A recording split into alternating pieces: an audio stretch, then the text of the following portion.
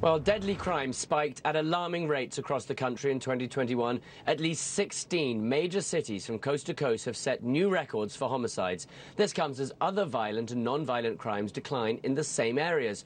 Joining us now is former Detroit Police Chief James Craig. He's also running for governor in Michigan. And Mark Ross, president of the St. Paul, Minnesota Police Federation. Thank you both for being with us today. We really appreciate it. And I want to put up a list of those 16 cities that have broken records. I'm not going to read all of them, but of those 16, 15 of them are Democrat-run. The only one not is Macon, Georgia. And just to look at some of the stats, we look back over the past year. Portland, for example, last broke the record set 35 years ago. Philadelphia, a record set 32 years ago. Minnesota, 30 years ago, that record. And Austin, Texas, that was a record set 38 years ago. And yet they're jumping up significantly. And I wonder, James, how can you explain these record-breaking homicide levels? Well, first, Ben, Happy New Year, and thanks for having me on your show. This is no surprise to me. You know, the DOJ puts, what, $1.6 billion to do what? So that they can move away from their progressives, the socialist progressives that keep still talking about defund the police.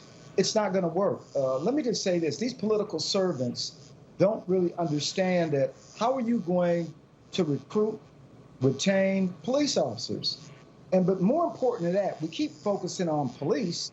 The reason why we're seeing a spike in crime in these major cities is because we have progressive judges, progressive DAs, funded by George Soros, and we shouldn't be surprised. Look at the DA out of Philadelphia. You mentioned Philadelphia, and that DA got up and made this reckless statement about, well, we don't really see violent crime. It's just kind of squishy. However he framed it, that's the inappropriate response. Who speaks for the real victims in our communities, in our cities? Yeah. Now, Mark, James talks about the $1.6 billion that's going to be distributed to cities and towns. And I want to read to you something that Merrick Garland said about where that money and how that money would be spent. He said, "This latest round of funding will deliver critical public safety resources, helping public safety professionals, victim service providers, local agencies, and non-profit organizations confront these serious challenges." I suppose the irony is that some of these cities, quite a few of them, have called to defund the police. Is this level of funding what cities need, and what should be done with that money? Well, good morning, Benjamin. Thank you for having me. Well, I can tell you from our perspective in St. Paul is we need that money. In fact, the DOJ allocated enough money to provide us with 30 more police officers. Unfortunately, our city leadership has not made a decision as to whether or not we're going to accept that money. I can tell you right now, we are down about nearly 100 officers in St. Paul, and we need more cops. As you stated previously, we reached a record number of homicides. We've had a couple more in the last few days. We've now eclipsed the record by 4 homicides. And you mentioned something earlier about this term of reimagining public safety. What's happening right now is not imaginary. It's real. These are real victims of real crimes, and we need more cops. And it's going to take a lot of time to get back to a place where our communities feel as safe as they once did. James, how would you like to see this money spent? I mean, if there is money coming, what's the best way for it to be put to use? Well, you know, I think, Ben, you know, the money's good. It's a great start. You know, certainly you can hire more police. Those agencies that lost so many, you can rehire. But as I said in my earlier statement, who are you going to recruit? How are you going to retain the experienced police officers that are there? That's the real issue. And then when we talk about violent crime, when are we going to stop just talking about police and hold these progressive judges and DAs who are also public servants, but they're more political servants, who are doing nothing? That's the real issue. Yeah. And unfortunately, we don't have enough police chiefs and these progressive mayors standing up and holding these folks accountable.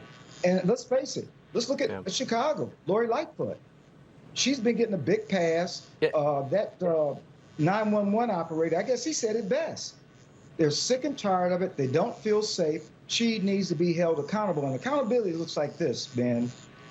Vote, vote, vote in 2022. Put in real leaders, and let's get these political servants out of office. Yeah, Mark, I just wondered if you could talk to me about the morale among the police where you are. I mean, is that being hit hard? Yeah, I mean, it's truly at an all-time low. We have officers that are really at the top of their field. They're looking to go into other professions. We now have suburban departments coming to St. Paul, recruiting our officers. Due to the professionalism and experience of our cops, they're going to work for other departments where they feel supported by police chiefs, local politicians. And yeah, it's really tough right now. I think cops are feeling a little bit underappreciated. We've never had to work so hard. We're really committed to the community, and we need support from politicians. We need support from judges.